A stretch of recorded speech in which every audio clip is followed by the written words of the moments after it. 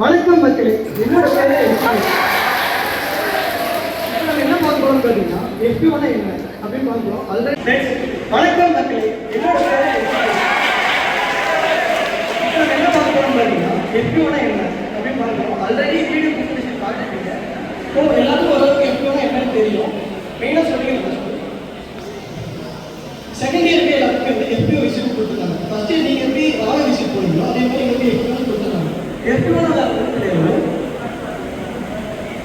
அதுவும் எஃப்யூனா farmer producer organisation. நம்மள சொல்லலாம் வேளாண் உற்பத்தி நிர்வாகம். இதில் என்ன பண்ணுவாங்க தெரியுமா, 10 மெம்பர்ஸ் 10 விவசாயிகள் சேர்ந்து ஒரு குரூப் மாதிரி உருவாங்க. அந்த குரூப்பில் அவங்க வந்து அவங்க பண்ணுற விளைச்சலை இன்க்ரீஸ் பண்ணலாம், அவங்க இன்கம் பண்ணுறதுக்காக மட்டுமே வந்து ஆரம்பிக்கப்பட்ட ஒரு திட்டம் குரூப்னு சொல்லலாம்.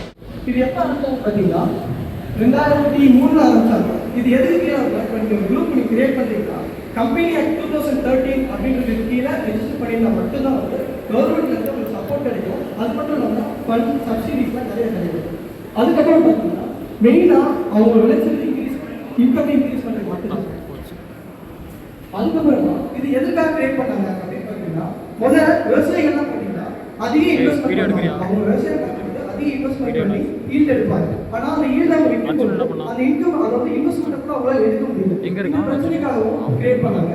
அது மட்டும் இல்லாம அவங்க பண்ற விளைச்சலை விற்கும்போது மிடில் மேன் இல்லை இன்டர்மீடியட் அவங்களே பார்த்தீங்கன்னா விவசாயிகளுக்கு கம்மியான விலையில வாங்கிட்டு போய் அதிக ரேட் எடுத்துருவாங்க. அதை தடுக்கிறதுக்காகவும் இதை கிரியேட் பண்ணாங்க. அது மட்டும் இல்லாம விவசாயிகளுக்கு வந்து ஒரு பார்க்கிங் பவர், அதாவது நம்ம எப்படி வேலை பேசி வாங்குறோமோ அந்த பவர் வந்து விவசாயிகள் கிடைக்கணுன்றதுக்காக ஆரம்பிச்சாங்க. அது மட்டும் இல்லாமல் அவங்களுக்கு வந்து ஸ்டோரேஜ் டிரான்ஸ்போர்ட் ஃபெசிலிட்டிஸ் அவங்க பண்ணுற விவசாயத்துக்கு ஒரு ஹெல்ப் பண்ணணும், சப்போர்ட்டிவாக இருக்கணும்னு ஆரம்பிச்சாங்க.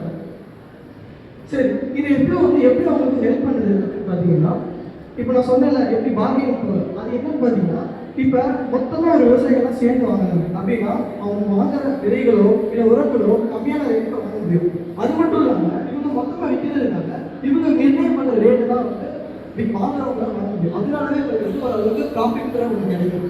அது மட்டும் இல்லாமல் இப்போ கவர்மெண்ட்லேருந்து நிறையா சப்சிடி லோன்லாம் கொடுப்பாங்கல்ல, இந்த எஃப்யூன்ற வந்து கவர்மெண்ட் கீழே ரெஜிஸ்டர் பண்ணிக்கிறதுனால இந்த விவசாயிகளுக்கு விவசாயத்தை ஊக்குவிக்கிறோன்றதுக்காக சப்சிடி லோன்லாம் கொடுக்குறாங்க. அது மட்டும் இப்போ மார்க்கெட்டில் பார்த்தீங்கன்னா இப்போ 10 விவசாயி இருக்காங்க. அதில் ஒவ்வொருத்தரும் தக்காளி வெங்காயம் தனித்தனியாக விற்கிறாங்கன்னு வச்சுக்கோங்க. அப்போ அந்த வெங்காயத்துக்கு கம்மியாக தான் வச்சுருப்பாங்க, அதனால விலை பேசி வாங்கிடுவாங்க. இப்போ அவங்க வந்து எல்லா விவசாயிகளும் சேர்ந்து ஒரே வெங்காயம் அப்படின்னு முடிவு பண்ணி அதே வெங்காயம் போட்டு இதுதான் இல்லை அப்படின்னு விற்கிறது மூலமாக உங்களுக்கு நல்ல விலை கிடைக்கும். அதுக்கப்புறம் இப்போ உங்கள் எல்லாத்துக்கும் எஃப்யூனா என்னன்னு தெரிஞ்சுக்கணும் நம்புறேன். இப்போ நான் எங்கெங்கெல்லாம் போனேன்னு முதல்ல போன எஃப்யூ பார்த்தீங்கன்னா திருமங்கலம் ஹார்டிகல்ச்சர் எஃப்யூ, ரெண்டாவது ஸ்டீல் வந்து பேஸ் எஃப்யூ. ஹார்டிகல்ச்சர் எஃப்யூ இங்கே போனப்போ என்ன பண்ணாங்கன்னா மெயினாக வந்து ஹார்டிகல்ச்சர் கிராப்ஸ்க்கு வந்து ஃபோக்கஸ் பண்ணாங்க. அதாவது இப்போ காய்கறி மட்டும்தான் வந்து இதை மெயினாக எடுத்து பண்ணாங்க. அது மட்டும் இல்லாமல் இந்த எஃப்யூவில் யூனிட்னு எதுவும் கிடையாது. பொதுவாக எஃப்யூலாம் இது மட்டும் பண்ண மாட்டாங்க, அவங்க பண்ணுற விளைச்சல் அது பண்ணணுன்றதுக்காக நிறைய யூனிட்லாம் வந்து பண்ணி கொடுப்பாங்க கவர்மெண்ட். இந்த திருமங்கலம் எஃப்யூவில் அந்த மாதிரி எந்த யூனிட்டும் கிடையாது. அவங்க வந்து நான் மதுரையில் இருக்குது இந்த எஃப்யூ. இந்த எஃப்யூவில் பார்த்தீங்கன்னா மீனாட்சி அம்மன் கோயிலுக்கு வாரம் அன்னதானத்துக்கு காய்கறிகள்லாம் விவசாயத்துக்கு வாங்கி விற்கிறதா சொன்னாங்க. அது மட்டும் இல்லாமல் இந்த மாதிரி இப்போ ஒரு 10 பேர் காய்கறி வந்து கோயிலில் கேட்கலாம்னு வச்சுக்கோங்க. இந்த எஃப்யூ வந்து அனௌன்ஸ் பண்ணிடுவாங்க. அதில் உள்ள மெம்பர்ஸ் எல்லாம் சேர்ந்து அந்த காய்கறியை இந்த மாதத்துக்குள்ளே ரெடி பண்ணணும். இல்லை இந்த ஆர்டர் கொடுத்துருக்காங்க, அது எல்லா காய்கறியும் உடனே கொடுப்பாங்க. ஸோ உங்களுக்கு கரெக்டான நிலையான ப்ராஃபிட் கிடைக்கும். அப்புறம் ரெண்டாவது நான் போன எஃப்யூ என்னன்னு பார்த்தீங்கன்னா steel with mains F U. Mains எஃப்யூன்றதுனால மெயின்ஸ் மட்டும் தான் பண்ணுறாங்க பார்த்தீங்கன்னா இல்லை, அதாவது சுற்றி உள்ள ஃபார்ம்ஸ் வந்து மெயின்ஸை வாங்கி சேம் கலெக்டிவ் ஃபார்மிங் தான் வாங்கி ஒருத்தா சேல் பண்ணுறாங்க. அது மட்டும் இல்லை, முக்கியமாக இன்னொன்று என்ன பண்ணுறாங்கன்னா சீட் பேடி சீட் கேள்விப்பட்டிருக்கீங்க. அதாவது நெல் இருக்குல்ல, அந்த நெல்லை வந்து நம்ம சாதாரண சாப்பிட்ற நெல் வேறு விதை நெல்லுன்னு சொல்லுவாங்க. அதாவது இந்த நெல்லை உருவாக்குறதுக்காக தனியாக அதெல்லாம் கிரேடிங் பண்ணி அதெல்லாம் பண்ணுறாங்க. அந்த யூனிட் வந்து கவர்மெண்ட் வந்து பண்ணி கொடுத்தா சொன்னாங்க. அது போக ஆயில் எக்ஸ்ட்ராக்ஷன் யூனிட்லாம் நிறைய யூனிட் வச்சுருக்காங்க. அதெல்லாம் நான் பார்த்துருக்கேன். ஸோ அந்த வீடியோஸ்லாம் வந்து யூடியூப்ல தான் இருக்குது, நீங்கள் செக் பண்ணிங்கன்னா உங்களுக்கு கிளியராக புரியும். அங்கே நான் போய் பார்த்த வரைக்கும் என்னோட அப்சர்வேஷன் அந்த எஃப்யூல என்ன அப்படின்னு பார்த்தீங்கன்னா முதல்ல well structured and democratic organisation. அதாவது இப்போ எப்படி நம்ம காலேஜில் வந்து பிரின்சிபல் வைஸ் பிரின்சிபல் அப்படின்னு ஒவ்வொருத்தரும் கீழே இருக்காங்களோ அதே மாதிரி அங்கே பார்த்தீங்கன்னா ஃபர்ஸ்ட் சேர்மன் இருப்பாங்க, அதுக்கப்புறம் டேரக்டர் இருப்பாங்க, அதுக்கப்புறம் சிஇஓஸ் வரிசையாக ஆரம்பிச்சு ஒரு 10 பேர் சேர்ந்து பண்ணுவாங்க. அந்த 10 பேருக்கு விவசாயிகள் பண்ணுவாங்க.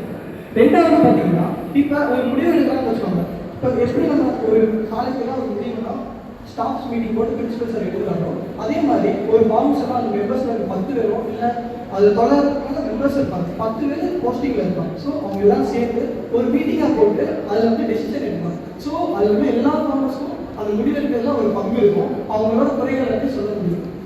அதுக்கப்புறம் பார்த்தீங்கன்னா இந்த ஃபார்மர்ஸ்லாம் அந்த எஃப்யூஎல் சேர்றதுக்கு முன்னாடி பார்த்தீங்கன்னா தனியாக இருக்கும், யாருமே எனக்கு இல்லை அப்படின்ற மாதிரி ஃபீல் பண்ணியிருப்பாங்க. இல்லை சேர்ந்ததுக்கு அப்புறம் பார்த்தீங்கன்னா அவங்க வந்து தனியாக கிடையாது, அவங்க பின்னாடி வந்து பக்கபலமாக இருக்கிறது வந்து எஃப்யூஎல் தான் நான் புரிஞ்சுக்கிறேன். அது போக அவங்க ஒற்றுமையாக இருக்கிறதுக்கு எஃப்யூஎல் தான் அப்படின்னு நிறைய தான் நான் கற்றுக்கிட்டேன். ரெண்டாவது எஃப்யூவோட அவேர்னஸ். இப்போ பார்த்தீங்கன்னா எஃப்யூன்றது நான் வந்து இந்த யூனிட் வந்து எஃப்யூ அட்டாச்மெண்ட் கொடுத்ததுக்கப்புறம் தான் எஃப்யூனா என்னன்னு நான் தெரிஞ்சுக்கிட்டேன். அது வரைக்கும் எனக்கு எஃப்யூனா என்ன தெரியாது. அப்படின்னும் போது இந்த மாதிரி ஒவ்வொரு ஊரில் ஒரு சில யூனிட்லாம் இருக்குது, ஃபார்மர்ஸ் எஃப்யூலாம் இருக்குது. ஆனால் முக்கால்வாசி பேருக்கு ஃபார்மர்ஸுக்கு எஃப்யூனா என்ன, அதில் என்ன சேர்ந்தால் யூஸ்ஃபுல்லாக இருக்குமான்றது யாருக்குமே தெரியாது. அது வந்து அதெல்லாம் முதல் அவேர்னஸாக எடுத்துருக்கோம். விவசாயிகள் அதை தெரியப்படுது. எப்படி தெரியப்படுதுன்னு பார்த்தீங்கன்னா அவங்களுக்கு நிறைய கேம்ப் வச்சு ட்ரைனிங் சொல்லிக் கொடுத்து அந்த எஃப்யூனா என்னன்றதை அவங்களுக்கு நிறைய புரிவிக்கணும். அதுபோக அவங்க புரிய வைக்கிறதுக்கு யார் புரிய வைக்கணும்னு பார்த்தீங்கன்னா நம்மளால வந்து அக்ரி படிக்க சொல்லிருக்கோம், இல்லை அக்ரி பண்ண ஆசைப்படுறவங்க அதெல்லாம் தான் ஃபார்மர்ஸை எக்ஸ்பிளைன் பண்ணி அவங்க புரிய வைக்கணும். அதுக்கப்புறம் அந்த ஃபார்மர்ஸ்க்கு இப்போ நம்ம எப்படி முன்னாடி போஸ்ட் பண்ணியிருக்கோம் பார்த்தீங்களா எஃப்யூன்ற போஸ்ட், அந்த மாதிரி போஸ்டர் அப்படியே அவங்களுக்கு டெமோ பண்ணி சேருங்க நம்பிக்கையாக பாருங்க, அவங்களுக்கு நட்டெல்லாம் கிடைக்கும் நம்ம சொல்லிக் கொடுக்குறவங்க தான் சேருங்க. சேலஞ்சஸ் பேஸ்டாக இருக்குது. எப்படி காலேஜில் நடத்தினா எப்படினாலும் ஏதாவது அந்த மாதிரி ஃபார்மர்ஸ் நடத்துகிற எப்படி வந்து என்ன பிரச்சனைகள்லாம் இருக்குது அப்படின்னு பார்த்தீங்கன்னா முதல் பிரச்சனை குறிப்பிட்ட தொகை தான் கொடுப்பாங்க. கவர்மெண்ட்ல இருந்து நீங்கள் கேட்கறதுலாம் காசு கொடுக்க மாட்டாங்க. இது பண்ணுறீங்களா, இவ்வளோ பண்ணலாம் அந்த மாதிரி கொடுப்பாங்க. அதே மாதிரி நம்ம என்னென்னலாம் பண்ணுறோங்கிறத அவங்க ரிப்போர்ட்லாம் தான் இருக்கணும். ஸோ லிமிடெட் பண்ணுறதுக்காக அது வந்து மற்ற ஃபார்மர்ஸ் வந்து பத்த மாட்டேங்குது. ரெண்டாவது லேக் ஆஃப் இன்ஃப்ராஸ்ட்ரக்சர், அதாவது போதுமான அளவு கட்டணங்கள். இப்போ வந்து ஒரு எப்படி நம்மளோட திரும்ப எடுத்துக்கிட்டா 1000 மெம்பர்ஸ் இருந்தாங்க, அதுக்கு வந்து 10 பேர் தான் வந்து போஸ்டிங் வந்தாங்க. ஸோ அவங்களுக்கு தேவைப்படுற பெண்டிங்ஸ் கூட கேட்டால் கவர்மெண்ட் வந்து பண்ணி கொடுக்க மாட்டேங்கிறதா சொன்னாங்க. போதுமான கட்டணமும் இல்லை. ரெண்டாவது மேனேஜ்மெண்ட் ஸ்கில். இப்போ ஒரு 9 பேர் இருக்கீங்கன்னு சொல்லுவாங்க, நம்மளுக்கு இந்த மீட்டிங்கே சொன்னாங்க, சொல்லிட்டு போது நிறைய பேர் பேசுகிறாங்க, அதுக்கு ஓவராண்டே சொல்கிறாங்க, அது மேனேஜ்மெண்ட் ஸ்கில் தேவைப்படுங்க. அது மாதிரி அதில் வந்து அதில் சொல்கிற ஃபார்மர்ஸ் தான் ஒரு டேலண்ட் மாதிரி வேணும் அப்படின்னு சொன்னாங்க. ரெண்டாவது சோசியல் கரியர்ஸ்.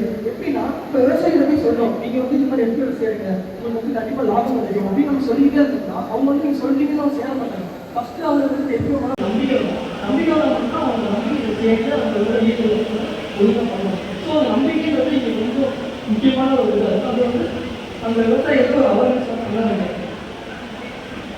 ரெண்டாவது கன்க்ளூஷன். அவ்வளோதான் முடிவு வர அவ்வளோ அதுவே கன்க்ளூஷன்.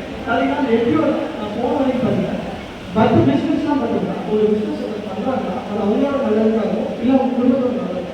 பட் இந்த எஃப்யூன்றதில் பண்ணுறது மூலமாக ஒரு கிராமத்தில் எல்லா மக்களுக்கும் அந்த கிராமத்தோட நலனையே வந்து கூட்டுறதுக்கு எஃப்யூவை பண்ண முடியும். எஃப்யூ are not just about profit, they are about people, purpose and progress. அதை வந்து லாபத்தை மட்டும் மெயினாக எய்ம் பண்ணி நடத்துறது கிடையாது. மக்களோட ஆதாரத்துக்கும் வாழ்வாதாரத்துக்கும் அவங்க விவசாயத்தில் ஒரு முன்னேற்றம் அடைவதற்குங்கிறதுக்காக ஒரு தூரமாக ஆரம்பிச்சு. அப்போ இந்த அவேர்னஸ் நம்ம என்ன பண்ணி அவங்கள ஒன்றா செய்து இப்படி நடந்தது மூலமாக இந்தியாவில் நம்ம உள்ள அக்ரிகல்ச்சர் நம்ம ஃபார்மர்ஸோட வாழ்க்கையை மாற்ற முடியும். அப்புறம் எக்கனாமிக்கெலாம் வந்து ஸ்டெபிலிட்டி கொடுக்கணும். ஸோ எனக்கு தெரிஞ்சு எப்போனா என்னன்றதுலாம் உங்களுக்கு தெரிஞ்சுக்கவே நம்ம தெரியலன்னா நம்ம வீடியோஸ் வந்து நல்லா தெரிஞ்சுக்கணும். Thank you so much.